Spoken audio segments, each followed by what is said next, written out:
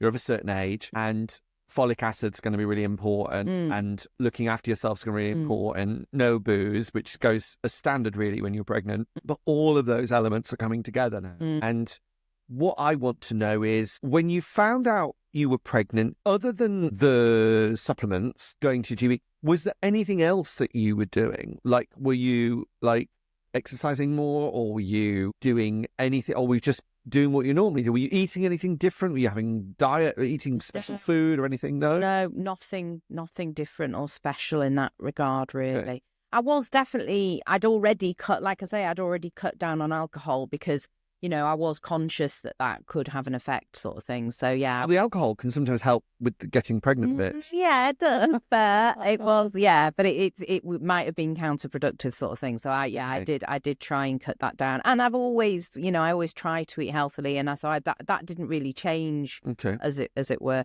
And because it was COVID, I wasn't going out and eating as much as I normally do. Yes. The diet was probably better than it normally would be. Having known you to be something of a food blogger over the years, then, that was a tough one. Yeah. So once you've confirmed with the GP and the folic acid is upped, what next? So they book you in with the community midwife. Right. And that's where you go and sort of discuss the next steps, really. Like you say, you need booking in for a scan. They need to let the hospital know that you're pregnant and you need a scan at 12 weeks. They try and work out exactly how many weeks you are, that kind of thing, you know, try and look at your cycle and figure that stuff out with you so that they know when to book the 12-week scan at the hospital.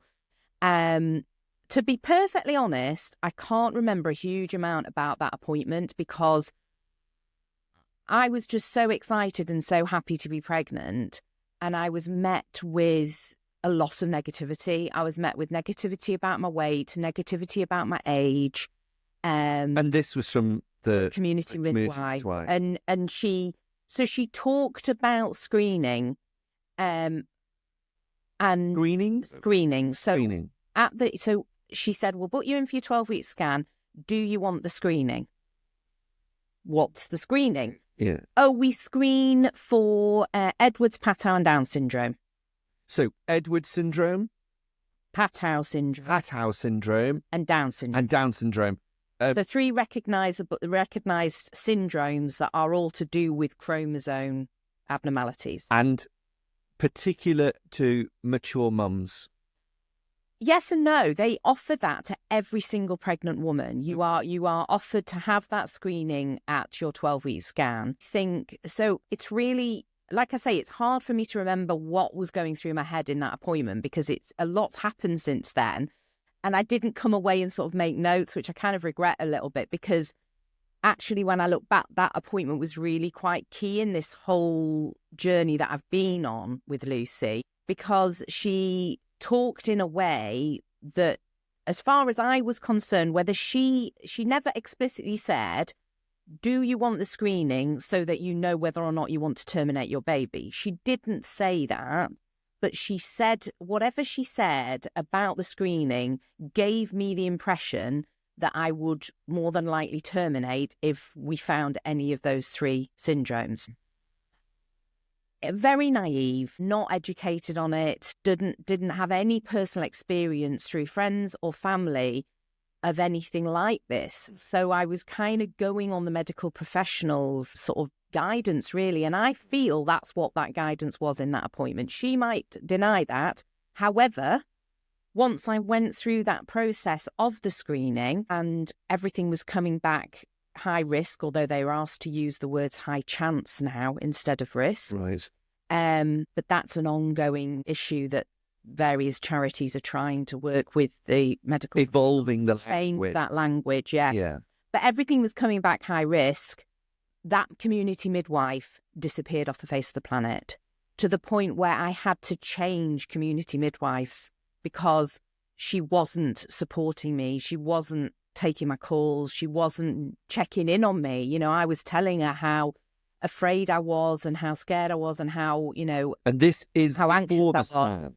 This is from that moment of the first scan. So she saw me, booked me in, and we didn't need to speak between that appointment in the January and booking me in for my first scan in the February, I think it was. Would have been 12 weeks? No, March. Yeah, March, 12-week scan. Yeah, so I didn't need to speak to her. But once I had that first scan and they found in Lucy's neck, she had a slightly higher amount of fluid or the nuchal fold was slightly bigger than it's supposed to be, which is some sort of fold at the back of the neck. And that's an indicator. It's what they call a soft marker for potential chromosome abnormalities, I think. Right. I don't think it's specifically Down syndrome. It can be other things. But that's why they really sort of step up the screening at that point if they see anything on the scan like that. Hers was borderline, so it was only just what they would call a potential issue. Right. It was borderline. It was something like if it's over 3.5 millimeters or something, then it's an issue. And I think hers was 3.4 millimeters or something. It was very borderline. I can't remember exactly, but it was something like that. And that's when they said, would you like the blood test that can tell us a bit more? Well, yes, obviously, I want to know more. And at this point, I had in the back of my mind, no, if there's something wrong, we're going to have to terminate this baby. And it was just the most upsetting appointment.